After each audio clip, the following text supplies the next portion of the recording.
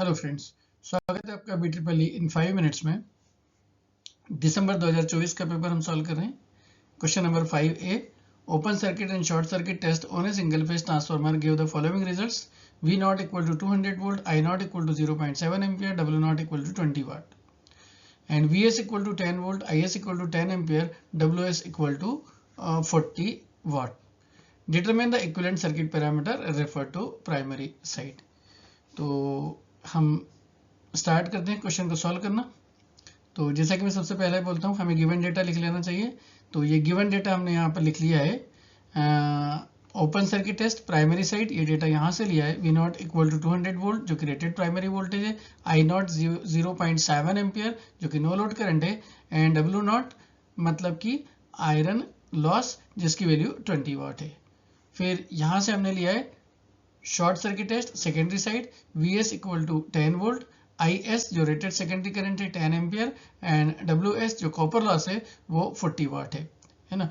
ये चीज ध्यान रखना एडिशनली कि ओपन सर्किट टेस्ट हम कंडक्ट कर रहे हैं, ओपन सर्किट टेस्ट हम कंडक्ट करते हैं आयरन लॉस को पता करने के लिए, और शॉर्ट सर्किट टेस्ट हम कंडक्ट करते हैं कॉपर लॉस को पता करने के लिए। बट यहाँ पर हमें इक्विवेलेंट सर्किट पैरामीटर निकालना है, रेफर टू प्राइमरी साइड।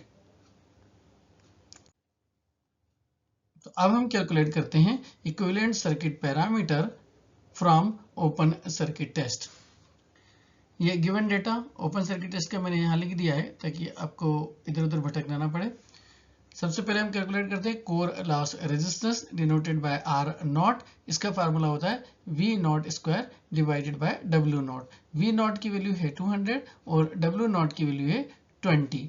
तो R नॉट क्या हो गया, 200 square divided by 20 comes out to be 2000 Om.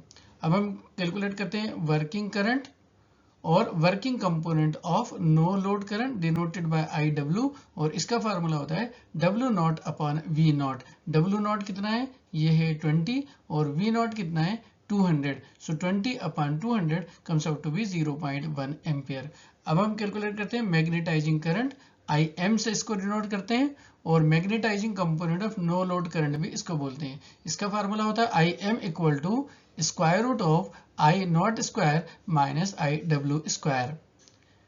So equal to I not की वैल्यू 0.7 और IW जो भी हमने कैलकुलेट किया था 0.1। तो इस तरीके से IM मैग्नेटाइजिंग करंट हो गया square root of 0.7 square minus 0.1 square comes out to be 0.693 ampere. अब हम कैलकुलेट करेंगे magnetising reactance denoted by X not. इसका फार्मूला होता है V नॉट अपॉन IM। तो V नॉट की वैल्यू 200 है और IM की वैल्यू 0.693 है। So 200 divided by 0.693 comes out to be 288.6 ohm. फिर 9 हमें कैलकुलेट करना है शॉर्ट सर्किट टेस्ट वाले डेटा। इक्विवेलेंट रेजिस्टेंस R02, इसको पढ़ते हैं total resistance of the transformer refer to secondary side R02। इसका फार्मूला होता है WS upon IS square. So WS हमें गिवन था 40 और IS हमें गिवन था 10। So 40 divided by 10 square comes out to be 0.4 ohm. फिर हमें कैलकुलेट करना है Z02 total impedance of the transformer refer to secondary side. ये VS और IS का रेशो होता है। तो VS हमारे पास था 10 और IS 10। सो 10 by 10 comes out to be 1 ohm, means Z02 equal to 1 Om.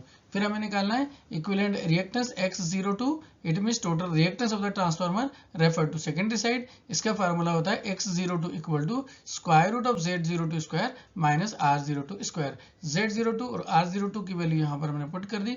Z02 that is 1 and R02 that is 0.4।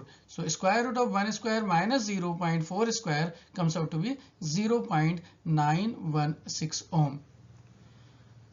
दोस्तों ट्रांसफॉर्मेशन रेशो क्या होता है, ये होता है N2 और N1 का रेशो या V2 और V1 का रेशो या I1 I2 का रेशो। इसकी जरूरत कहाँ पड़ रही है, ये हमने जो है R02 Z02 X02 निकाले हैं, जबकि हमसे पूछा गया है R01 Z01 और X01 equivalent circuit parameter refer to primary side. It means ये R02 Z02 X02 जो आए हैं इसको हमें कन्वर्ट करना है R01 Z01 और X01 में।